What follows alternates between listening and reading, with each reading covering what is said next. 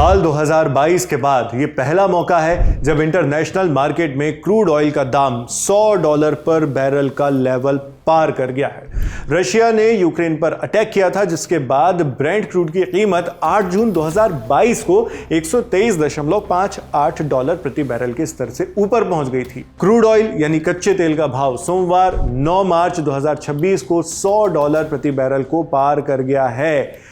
यानी अब एक्सपर्ट ने बता दिया है कि इस जो दाम में बढ़ोतरी हुई है उसका पेट्रोल डीजल पर भी क्या असर पड़ेगा, कब महंगा होगा पेट्रोल डीजल। शुरुआती कारोबार इंटरनेशनल मार्केट में बेंचमार्क ब्रेंट क्रूड ऑयल का भाव करीब 25% बढ़कर $115.68 प्रति बैरल पर पहुंच गया। क्रूड ऑयल कच्चा तेल। इसी तरह WTI यानी वेस्ट टेक्सास इंटरमीडिएट क्रूड का अप्रैल वायदा भाव भी करीब 27% उछलकर $115.19 पर बैरल पर पहुंच गया। साल 2022 के बाद यह पहला मौका है जब इंटरनेशनल मार्केट में क्रूड ऑयल यानी कच्चे तेल का दाम $100 प्रति बैरल के पार गया, जो हमने आपको शुरुआत में भी कहा। इससे पहले 8 जून 2022 का हमने बताया था जब इंटरनेशनल मार्केट में ब्रेंट क्रूड का दाम $123.58 प्रति बैरल के स्तर से ऊपर पहुंच गया था।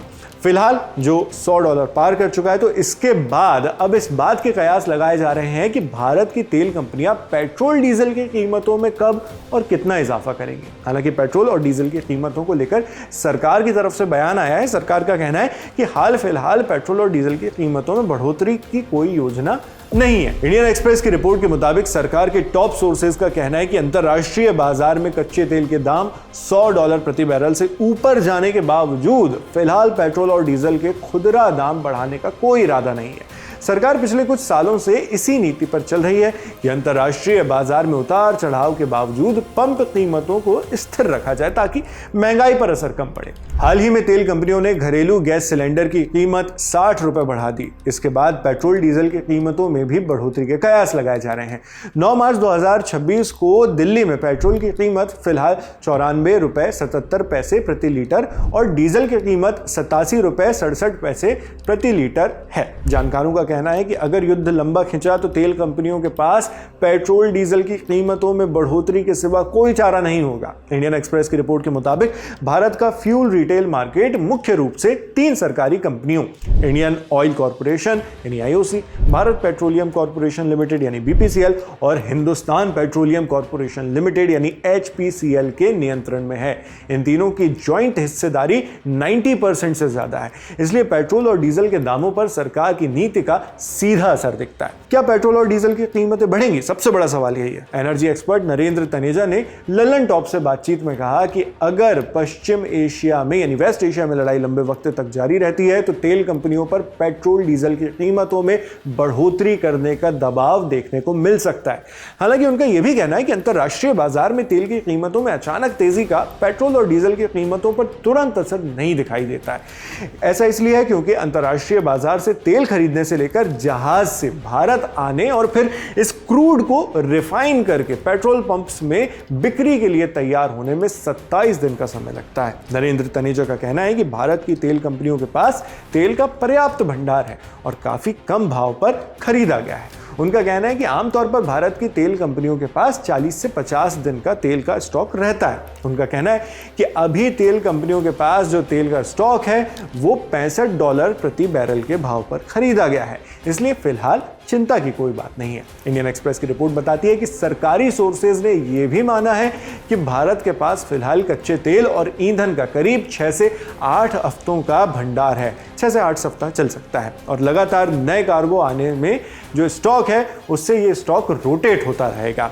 यानी सप्लाई फिलहाल सुरक्षित मानी जा रही है और घबराने जैसी स्थिति नहीं है। लेकिन अगर युद्ध लंबा चलता है यानी 2 हफ्ते से ज्यादा खिंचता है तो भारत की तेल कंपनियों को पेट्रोल डीजल की कीमतें बढ़ाने का दबाव दिख सकता है उनके ऊपर। एक्सपर्ट नरेंद्र तनेजा का यह भी कहना है कि इंटरनेशनल मार्केट में क्रूड के दाम $1 बढ़ने पर तेल खरीदने वाली कंपनियों को 9,000 करोड़ रुपए का नुकसान होता है। ऐसे में सिर्फ बात नुकसान की नहीं है, बात सप्लाई की भी। क्या सप्लाई पर युद्ध का असर हुआ? इंडिया टुडे की एक खबर बताती है कि भारत अपनी कच्चे तेल की जरूरतों का लगभग 85% आयात करता है, इंपोर्ट करता है। इंडियन एक्सप्रेस की रिपोर्ट के मुताबिक भारत के तेल आयात का एक बड़ा हिस्सा स्ट्रेट ऑफ हॉर्मुज से होकर आता है। ये वही सकरा समुद्री रास्ता है जो ईरान और ओमान के बीच स्थित है और जहां से दुनिया के करीब 20% समुद्री तेल का कारोबार गुजरता है। भारत के करीब 2.5 से 2.7 यानी 2.7 मिलियन बैरल प्रतिदिन कच्चे तेल के आयात इसी रास्ते से आते हैं, स्ट्रेट ऑफ हॉर्मुज से, जो कुल इंपोर्ट का लगभग आधा हिस्सा है, 50%। युद्ध के कारण इस रास्ते से गुजरने वाले तेल टैंकरों की आवाजाही प्रभावित होने की आशंका जताई जा रही है। यही वजह है कि बाजार में तेल की कीमतों पर दबाव बढ़ रहा है। सवाल है, अब इस सब का एलपीजी पर भी असर होगा क्या? इंडियन एक्सप्रेस की रिपोर्ट के मुताबिक सरकार ने घरेलू एलपीजी सप्लाई सुनिश्चित करने के लिए भी कुछ कदम उठाए हैं। घरेलू गैस सिलेंडर की बुकिंग के बीच न्यूनतम अंतराल यानी मिनिमम इंटरवल 21 दिनों से बढ़ाकर 25 दिन कर दिया गया है, ताकि बाजार में आर्टिफिशियल कमी या जमाखोरी ना हो। इसके अलावा एसेंशियल कमोडिटीज एक्ट के तहत आपात शक्तियों का इस्तेमाल करते हुए रिफाइनरीज को निर्देश दिया गया है कि एलपीजी का अधिकतम उत्पादन किया जाए और इसे मुख्य रूप से घरेलू उपभोक्ताओं को ही उपलब्ध कराया जाए, यानी प्रोडक्शन बढ़ाया जाए और डोमेस्टिक कंज्यूमर्स तक पहुंचाया जाए, न कि पेट्रोकेमिकल उद्योगों को, इंडस्ट्रीज की जगह। अब क्या सस्ते तेल से सरकारी कंपनियों ने खूब काटी है मलाई? ये भी एक सवाल है। हिंदुस्तान टाइम्स में छपी एक रिपोर्ट में विशेषज्ञों का कहना है कि भारतीय तेल कंपनियां, खासतौर से Indian oil corporation, Hindustan petroleum corporation और भारत पेट्रोलियम कॉर्पोरेशन वगैरह को पेट्रोल और डीजल की कीमतों में बढ़ोतरी नहीं करनी चाहिए। इस वजह से इन कंपनियों को खूब लाभ हुआ है। चालू वित्त वर्ष यानी 2025-26 के पहले 9 महीनों में तीनों कंपनियों का जॉइंट शुद्ध लाभ 192% बढ़कर 57,810 करोड़ रुपए रहा है। तेल कंपनियों के शेयर भी औंधे मुंह गिर गए। 9 मार्च को पब्लिक सेक्टर की ऑयल मार्केटिंग कंपनियों यानी ओएमसी के शेयरों में भारी गिरावट देखी गई। भारत पेट्रोलियम के शेयर्स 7% गिरकर 328 रुपये 15 पैसे पर आ गए। इंडियन ऑयल के शेयर्स 2% गिरकर 168 रुपये 10 पैसे पर आ गए। वहीं एचपीसीएल का शेयर 6.7% से गिरकर 378 रुपये 10 पैसे प्रति शेयर पर आ गया है। कच्चे तेल की कीमतें सिर्फ बाजार का आंकड़ा नहीं होती, इनके साथ जुड़ी होती है महंगाई, सरकार की नीति और आम आदमी की जेब। फिलहाल कीमतें स्थिर हैं, लेकिन सवाल वही है, अगर युद्ध लंबा चला तो क्या तब भी पंप में कीमतें स्थिर रह पाएंगी? आने वाले हफ्ते इसका जवाब देंगे। आप इस पूरी खबर और इस पूरी जानकारी को जानने सुनने के बाद क्या सोचते हैं, हमें कमेंट बॉक्स में लिखकर जरूर बताएं। आपके लिए तमाम जानकारी जुटाकर इस वीडियो की स्क्रिप्टिंग की है हमारे साथी प्रदीप यादव ने। मैं हूं शेख नावेद, देखते रहिए लंदन टॉप।